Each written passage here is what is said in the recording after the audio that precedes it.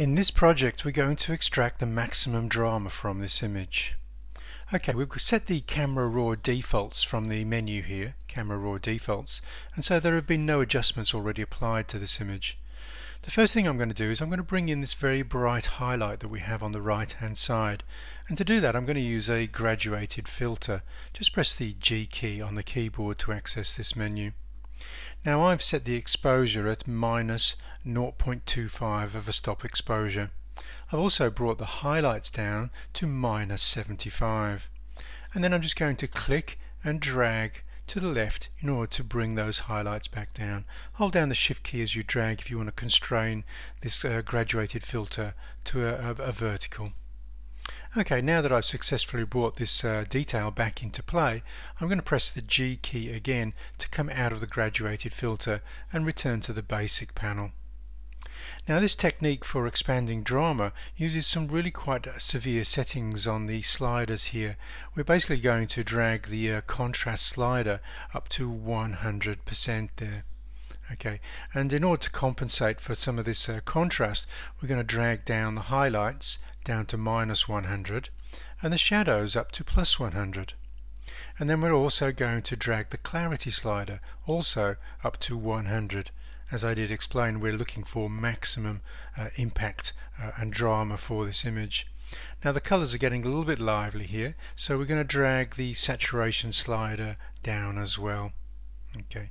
Now typically when you've finished doing these adjustments, you're going to have to modify the overall exposure. Here the exposure is getting a little bit too bright, so I'm going to drag that down. Okay, I'll drag it down to about minus 1.25 of a stop and down in exposure value there.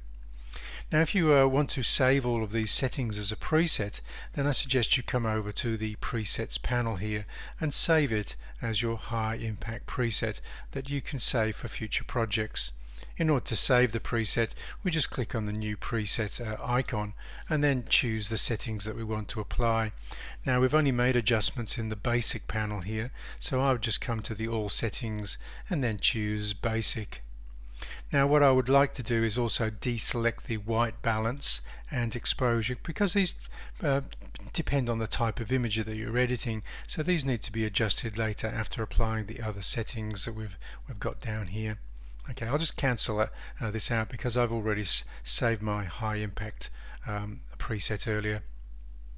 One of the other adjustments I'd probably like to make before we come out of this dialogue is also maybe to move the black slider. Some of these blacks are actually getting too dark here, and they'll also start just on the edge of starting to clip. So I'm going to raise that black slider up to the maximum here, plus 100. But as I said, this is image specific. You may not need to do this if you're working on a different image. Okay, the other thing I'm going to do is I'm going to add a vignette to this image. Okay, we're going to come up to the FX panel, and I'm going to drag the highlight priority as a style down to around about minus 30. Okay, so that gives me a nice vignette to darken the edges of the image. Now that we've got quite a lot of drama inside of this image, I actually want to take this a step further. I want to create a secondary effect which smooths out some of the smoother continuous tones but keeps some of the drama here. We can also extend the drama by applying a secondary set of settings, and I'll explain more about this as we move forward in the project. What I would like to do now is move over to the Detail tab. When we're expanding a lot of this detail and getting maximum detail from here, we can also bring in some image artifacts and noise and exaggerate those as well. So it's probably worth just masking the default sharpening here. I'll just hold down the Option key or Alt key on a PC and drag that masking slider up, and the black areas indicate the areas that will be not sharpened by the default sharpening. Somewhere between 40 and 50 would be okay for this particular project. This image was shot at a slightly raised ISO of 500, and although in normal circumstances we wouldn't need to do any noise reduction, because we're going to expand the detail even further, I actually am going to raise this noise reduction to around about 20 here in order to suppress any small amounts of noise that may be present in the image. Okay, we're now going to open this image into the main editing space. Now I've got my open object button here. If you don't have that open object, yours says open image, just hold down the shift key to access that open object.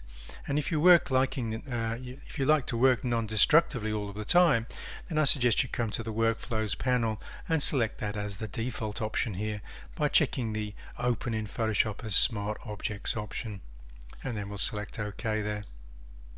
Okay, so we're going to open this into the main space, so I'll just click on the Open Object button, and just in a few seconds this image will appear in the main editing space. I'll just do a Command 0 or Control 0 to fit that onto into the image preview window there. We're now going to add a small amount of Gaussian blur, which may seem a little bit strange given that we're trying to extract maximum detail, but adding a very crunchy or very sharp detail in amongst the blur creates a very nice secondary effect, as you'll see. Okay, so the first thing we're going to do is we're going to come up to the filter menu, come down to blur, and then come across to Gaussian blur. Now the precise value of the blur will vary depending on the image that you're working with. Here I'm choosing a radius of 8 pixels for this particular image. This might actually go higher if you're working with subject matter maybe that's closer to the lens and a higher resolution image. So we're just going to select OK to apply that Gaussian blur.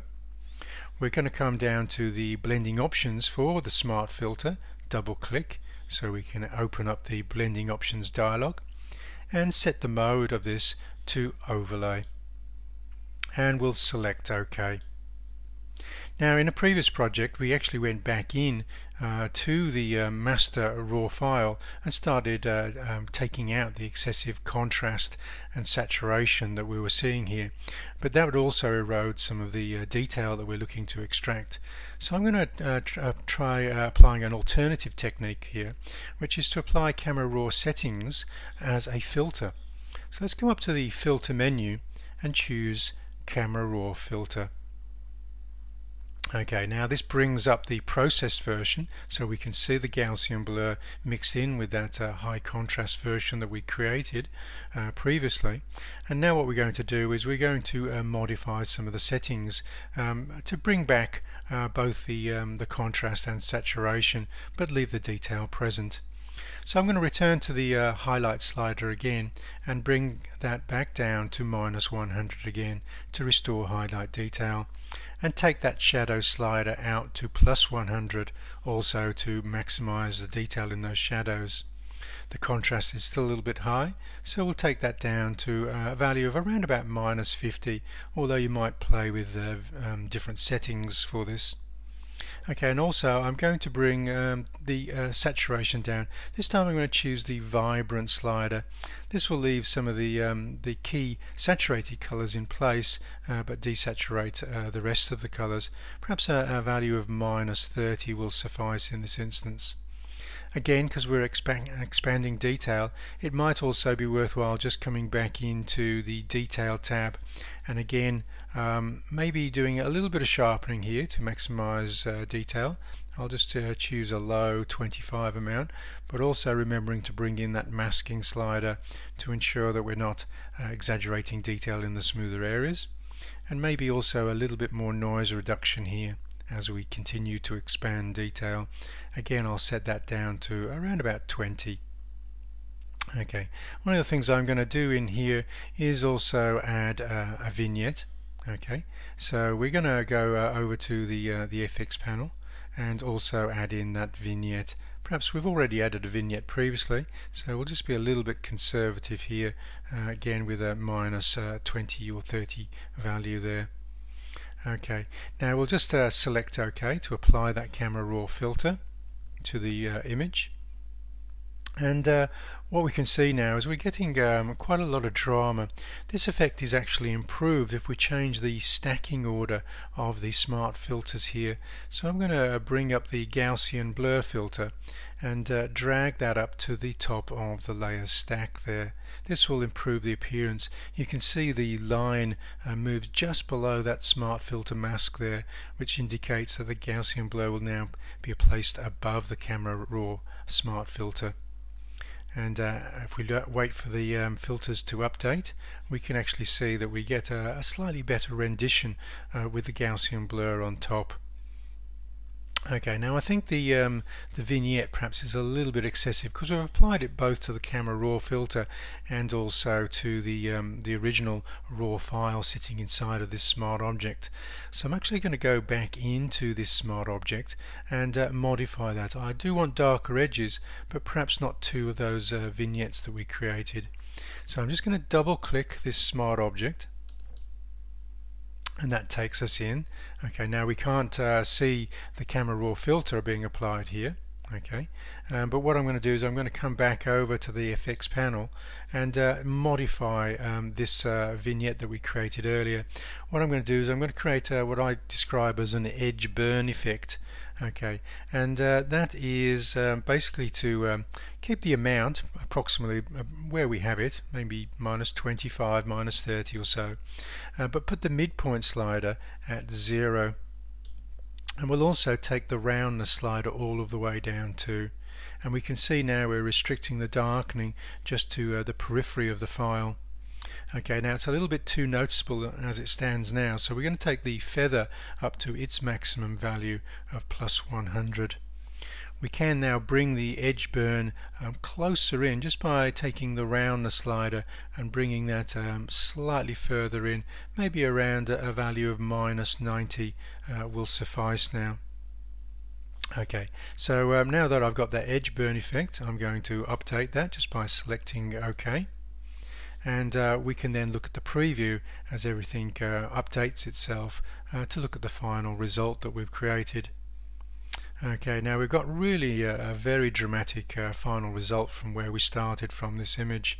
Okay, so if you find that the camera raw filter and Gaussian blur is perhaps just a little bit too extreme on the original processing or high drama that we created in the original raw file, then we can mask this back slightly. Okay, let's just double click on that Smart Filters mask to open up the Properties panel. We can select the invert, which will hide the effects of the two smart filters. Okay, and then we can draw them back in slowly by just lowering the density slider. Here I'll put it down to around about -20 or 30 or so, and you can see we've got the secondary effect from the Gaussian blur and camera raw filter now appearing, but not quite so strong as we had it previously.